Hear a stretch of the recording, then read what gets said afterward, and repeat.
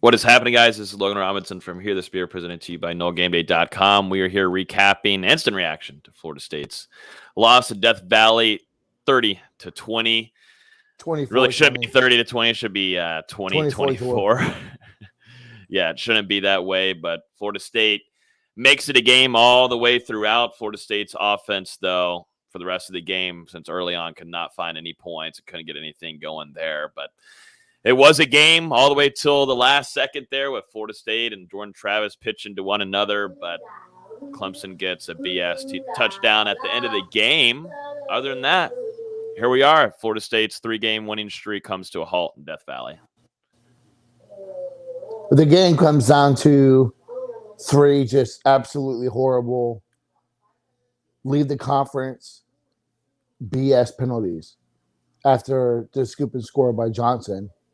You know, they had that just absolutely terrible unsportsmanlike conduct. Then the pass interference, which is flat garbage, and then the even worse, calling Lundy on the sideline when DJ was not out of bounds. So 45 yards of offense. They go right down and they take the lead back. That's just absolutely deplorable by the referees.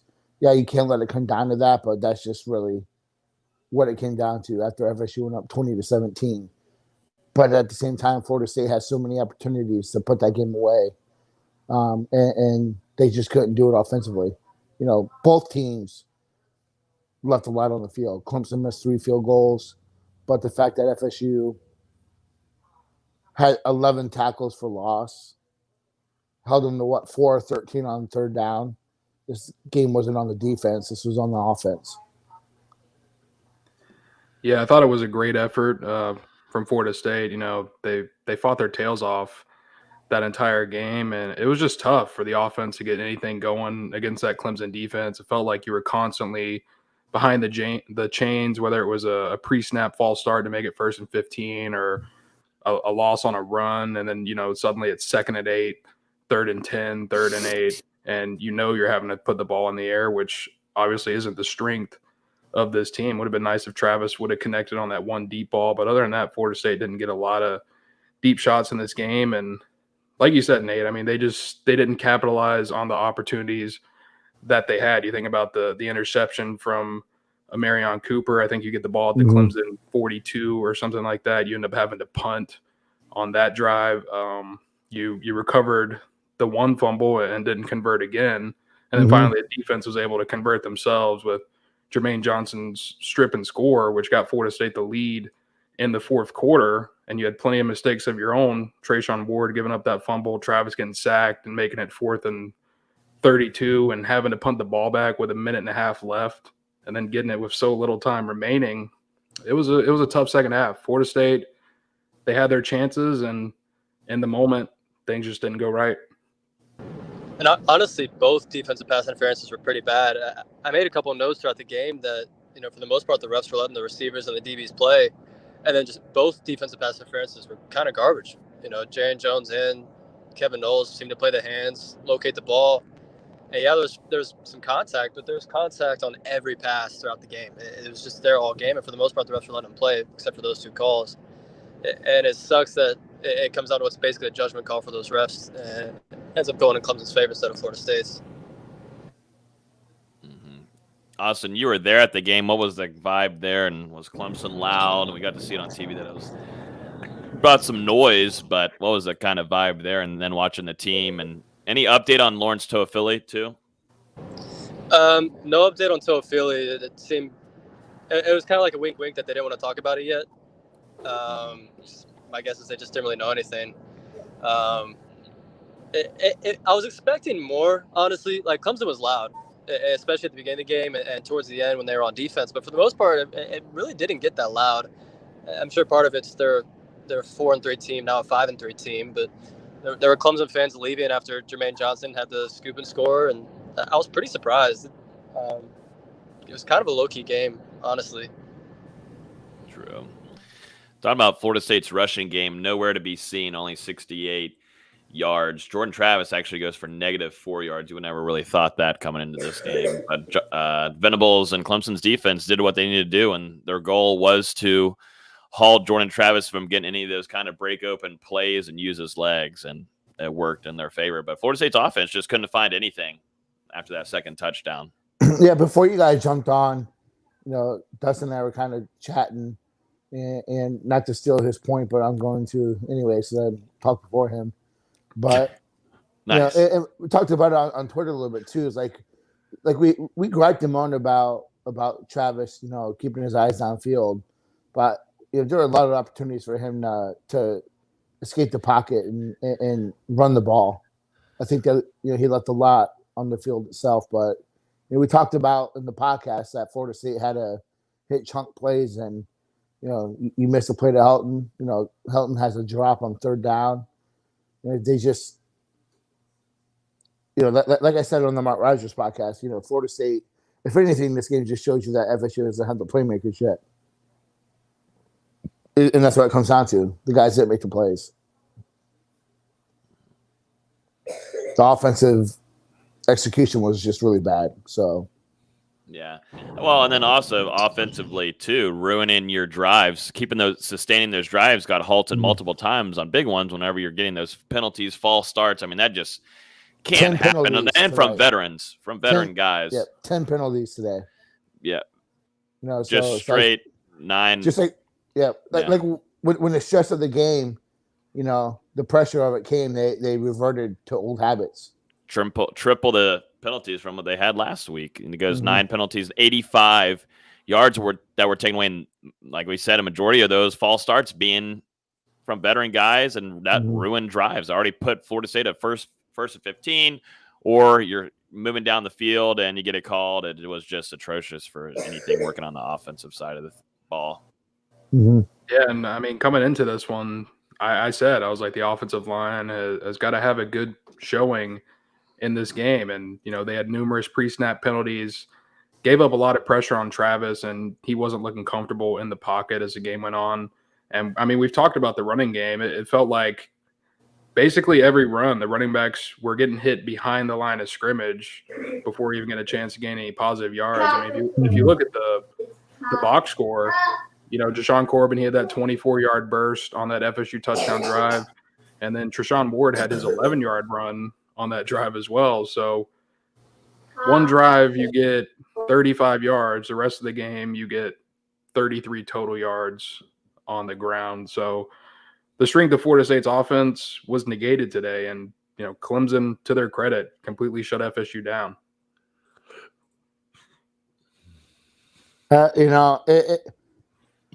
If anything, you know that Florida State's not going to play a defense that's tough the rest of the season. So, if you look at the remainder of the schedule, this is the toughest defense Florida State's going to play, and they still had a chance to win. Yeah, they had a chance to win the game still. So, not taking any. It just felt like all game that Florida State was facing 7-man boxes, 8-man boxes, and they couldn't do anything about it. Besides that one wheel route to Teofili, they weren't doing anything to stretch the field vertically and force Clemson out of that box. It's tough to run when you're consistently facing 8-man fronts.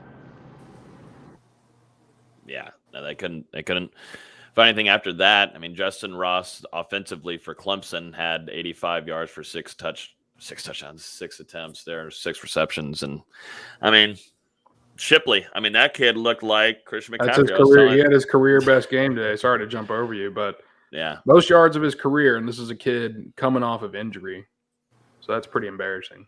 Well, I think that he looked like the all-world guy that he was pegged to be. If you follow him during his recruitment, the comparisons to McCaffrey are pretty legitimate at the same stage. So, he played a good game. Yeah. He played a good game, but I mean, there was multiple times where he cut back against FSU defense, and I think didn't have anybody there. They had to see something on the film because, they didn't do that just once or twice. They did that a lot. So they had to see something on the film where they coached that cutback because, it was there all day, and we really haven't seen that too much. the season that I can recall. So I think that they picked something up on the film and exploited it. And we haven't talked about it yet. This is the first game, and I don't know how long that a team is, maybe since Wake Forest, that they've put the linebackers on skates the entire game. Yeah, no. Looking at some of the big plays, obviously for Florida State was Lawrence Toafili, where he made a phenomenal play. Guy was wrapping him up. It's the good old-fashioned, my butt's on you, I'm still up and good to go. And he keeps his feet in, which is even crazier. But for the one guy that could probably only do that on the team would be Lawrence Toafili, because he's got that good balance on his feet, and he brings it in for a touchdown. And then you look at Jermaine Johnson. Florida State takes the lead, strip sack, everything, picks up the fumble, takes it for 6. I mean, that's just Jermaine Johnson and what he's going to do. But those were some pretty big plays, and at least optimistic-wise, Florida State was fighting for this game. It seemed like they wanted it more at some point. This defense definitely did near that second half part of the game. They definitely wanted it more.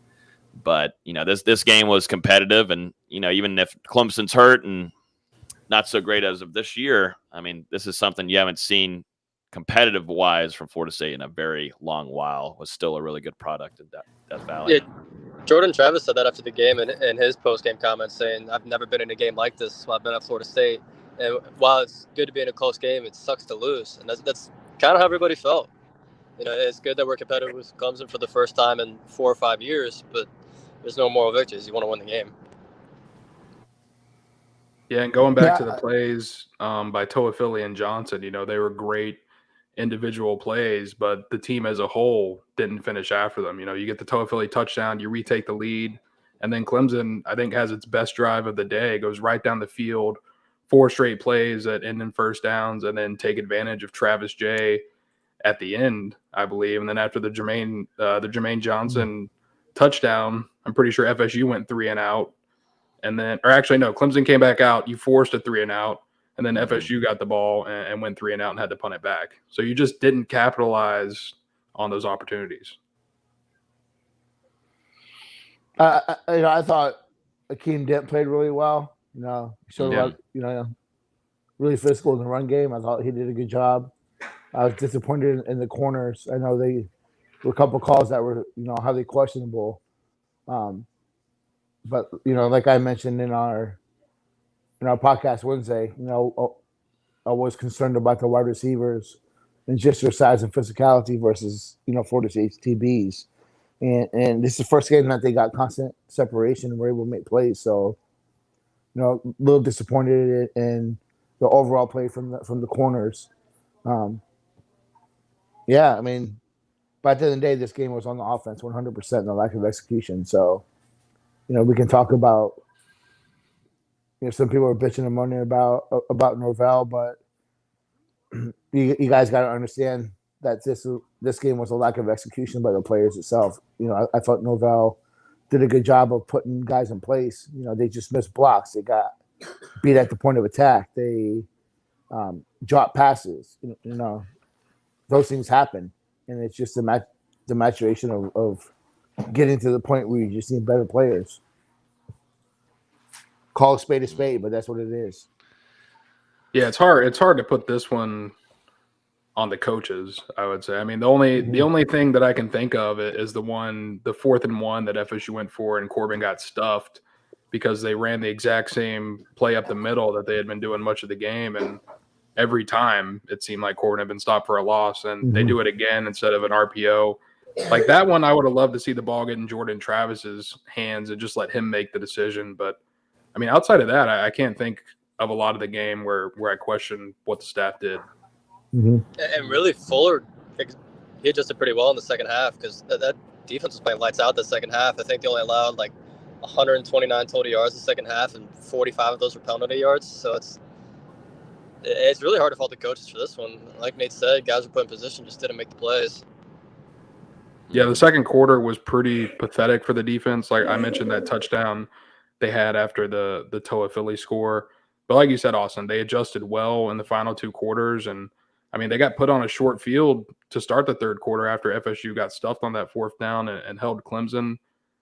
And I mean, I can't fault what those guys did in the last 2 quarters. They did their job. Florida State was in position to win. And like Nate said, I mean, this is what happens when you have a young football team that's still growing, still learning how to come away with wins on the road. Tough one tonight. And I'm done with Travis J, man. I'm done hyping that guy up. You know, Sorry. put him on offense. Put him on offense. See how he is with the ball in his field, but see how he is with the ball in his hand. But for him to get beat by a tight end, it's just man, it's a goddamn tight end. Yeah, disappointing year from him. We were all hoping that he would break out in that Florida State secondary, but it hasn't happened. No, it has not happened whatsoever. I don't think he's a true corner. He's one of those guys. He's a playmaker. He's not a guy he's not a man-to-man physical, lock you down kind of guy. He's got to be in space where he can make plays, and just being a boundary corner is not it. Put him on offense, see what he can do. He's dynamite in high school, and I get where they put him at return because they what he got, the natural ability, but I don't understand. That's one of the things that I just don't comprehend. It's just not getting put together for him. But we also know that there's some self-inflicted things going on with him that he's standing in his own way of realizing his potential. And Florida State hurt themselves a lot. I mean, I know he's going to hear a lot about it, and he already probably has so far with Norvell and the coaching staff. But DJ Lundy's still more of a younger guy. He had experience last year, but you just can't do those things that continue to hurt yourself. And that's why I keep on seeing where Florida State extremely just hurt themselves in this game. That was still a questionable flag, though. That was questionable. The guy was still in bounds. Like, how do you know he's not going to do what Travis did against Syracuse and cut it up whenever you stopped and not hit him? I mean, it's a judgment call, and it's a terrible one. Just UCC is always going to do it. Another crappy call, right? Yeah, another day in the week. But Akeem Dent, like you had mentioned, Nate's second leader in tackles. It seemed like he was everywhere. He had a great week of practice, and he's came in and did well. Marion Cooper, true freshman, coming in and getting that interception. Amari Gaynor played really well too, I thought. I mean, I don't know, man. Too. No, man. After that first drive, Gaynor disappeared. Recover the fumble. We watched the game. He disappeared, dude. Oh, I will say I was happy with Lundy. It felt like he was coming up and laying the wood on Shipley for the most part. I think there was a hit in the third quarter where he just lit him up. Oh yeah, he's just getting bigger every week. I thought that Lovett played really well. I thought that Kid Thomas played really well. I thought Jermaine Johnson played really well. I thought that Lundy played really well. I'm not going to fault him on that. That was just a really awful call. Krishawn Fuller had a couple nice plays. Yeah. Kevin Knowles was solid. Hakeem Dent was really good. I thought Robinson was okay. I thought Jones and Knowles had questionable pass interferences, but I expected them to be a little bit more aggressive and not get outmatched as they did against those bigger wide receivers. So, disappointed in the lack of touches and opportunities for Kim McDonald. I don't even think he had silent. I don't even think he had an opportunity. I think he had one, if I remember correctly. But after that, I don't think he had any. Jordan Wilson had a couple catches. Yeah. Yeah. McDonald, nothing. No. Not even a target. That was Portier. Yeah. Yeah, they called him the tight end, whatever he caught the ball. Yeah, he's big enough to be almost as big as Cam. Yeah, I like seeing Portier and Williamson in more. Got to keep that going this weekend practice. I like seeing those younger guys get opportunities. Williamson had a couple nice plays. Yeah, he's done well all season when given an opportunity to make a play. He's been there. I don't understand why you continue to play Parchment and who just hasn't been what it was expected. McLean had 2 targets. One was out of bounds. The other one was on the sideline. You only target him twice, but I attribute that more to the pressure Clemson was getting and just the inability for Jordan Travis to be a consistent passer. Enough to even if he was better, Florida State would have won this game. Being 25% better, hit that pass to Helton, and just better overall. I think they would have won that game. Yeah, just not a great night overall. It seems like Cam Davis got hurt in his game tonight. Doesn't look great there. I don't know if you have Cam Davis. I mean, it's so far away, but Cam Davis put on. FSU commit? Yeah, seems like he's being put onto a cart.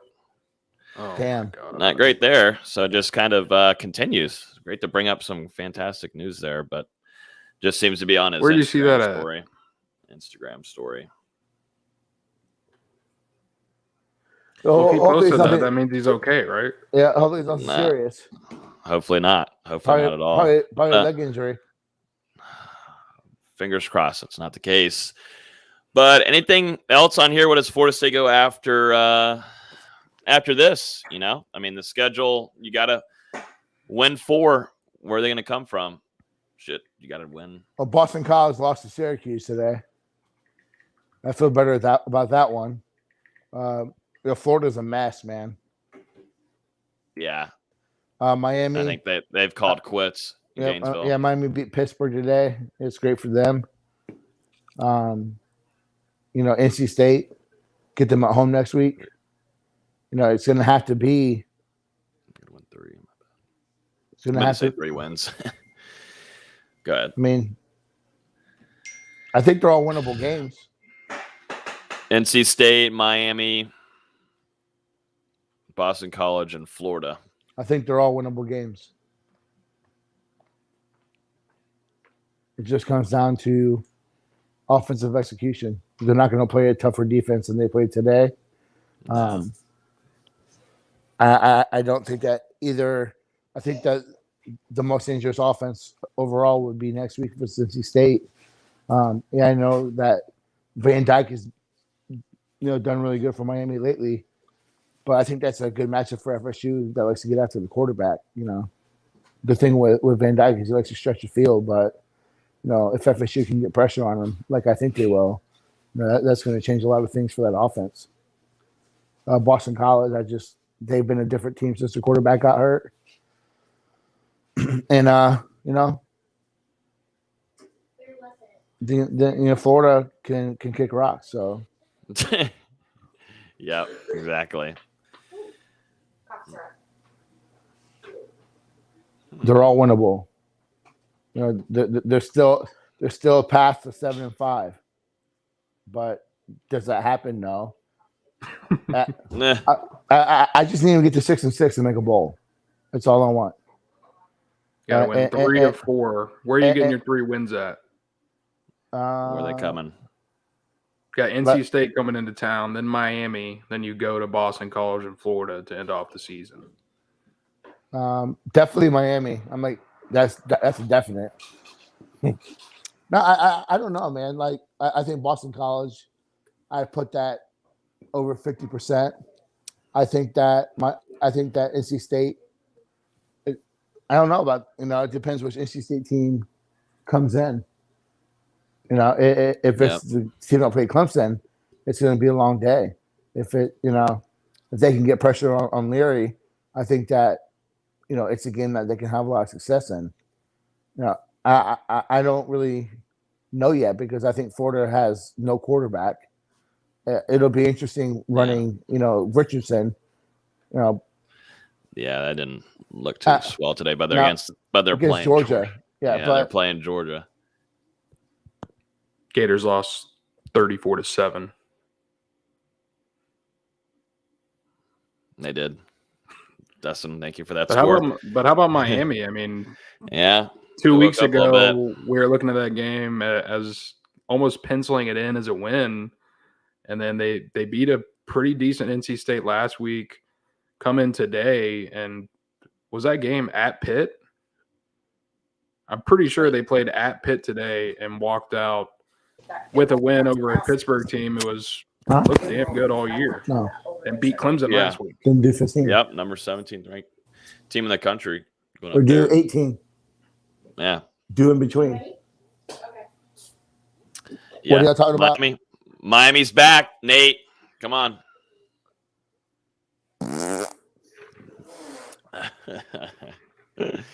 Oh, man. Yeah, we got to get out of here if we're talking Miami. Can't do it anymore.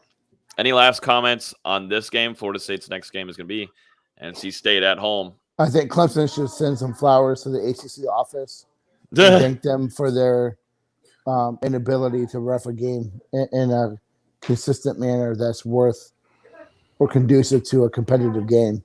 Atrocious as always. It's awful. Like, I don't understand.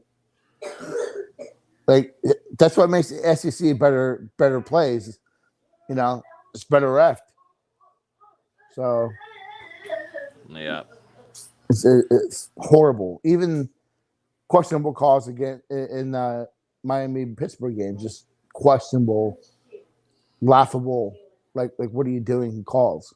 Well, remember the calls at the end of the Pittsburgh-Clemson game last week? Yeah, awful. Like, it's a common theme here. Why is there so much ineptitude at referee in the ACC? And it's been going on for years, so it's not, whatever, dude. I just want to see Florida State not have a hangover effect from this loss because, an emotional, hard-fought loss today, but you've got 4 games left, and you've got to win 3 of them to make a bowl. You can't come out flat to start the game next week against NC State, or they'll crush you. I mean, they're a pretty good football team. They've been playing decent all year. Maybe a little down right now, but Florida State's going to need to come out, punch them in the mouth, and get that win and walk into Miami with some confidence. Yeah, I don't think that this game hurts your confidence. I think, if anything, they go watch the tape and, they look at, man, they're probably more frustrated. Yeah, with the missed opportunities and the penalties and things that they self-inflicted wounds that cost them the game. I don't think that this hurts their confidence, but at the end of the day, it's not a moral victory. But if you don't see a better team that is taking the field now versus earlier in the season when they lost in Jacksonville State, you're just blind. Yep. No. And we'll talk about it on the show this upcoming week. But special teams also has a work in progress. Horrible. Terrible. Continues to be a whole flip-off. That, man. Yeah, that's I've been talking about that for weeks. I'm up to here. I'm up to here with it, bro. Like, if there's anything that's irritating the most, it's got to be the special teams. That is tough to watch sometimes. If anybody's yelling at their screen, that's exactly what they're yelling at the screen about. All of it. It's just punt obvious return, stuff. Kick return, punt, kickoff. Kickoff is the only one that's consistently been good. Parker Grothaus is the special teams MVP. Recruiting. I don't know. Anybody worried about what did a few of the recruits say, Dustin? You spoke to? No, I'm not even worried about it. Oh, no, not worried. Nobody's worried, but they had said. I think Krishan Sapp responses. Yeah, Sapp said. Yeah, Krishan Sapp texted me, said should have won. Omar Graham said, I heard the refs screwed us over, but I'm just proud of them because they kept fighting. 2023, Chris Parson, offense didn't capitalize when we had chances to put them away. Defense played good. Some calls didn't go our way, but they held up as much as they could. And then Cam Davis as well, who, let's just put it out there, I don't think he's injured. He's fine. So that's good. Stop that, Logan. Cam Davis said, the team played with a lot of heart, even though a couple of key penalties put us in a tough situation down the stretch. I really love the fight the team is finishing the season off with. Sweet. Good stuff. Good stuff. Well, I think that's going to wrap it up for tonight. We're going to go live next week at 8:30 previewing. Let me mute Nate. We're going to be going live on Wednesday at 8:30 p.m. previewing Florida State versus NC State. We don't have a time yet. That should become available later tonight from the ACC. Can't wait to hear from the ACC on that. But yeah, I think that's going to wrap it up. Everybody, thanks for listening. You can watch us on iTunes, Google Play, Spotify. You can only listen there, but if you're on YouTube, you can watch us. Hit that like button, subscribe. Hang out with us next week on Wednesday. Florida State still has a chance at making a bowl, but it's not going to be too easy. Everybody have a great rest of y'all's weekend. Go Steelers. Bye.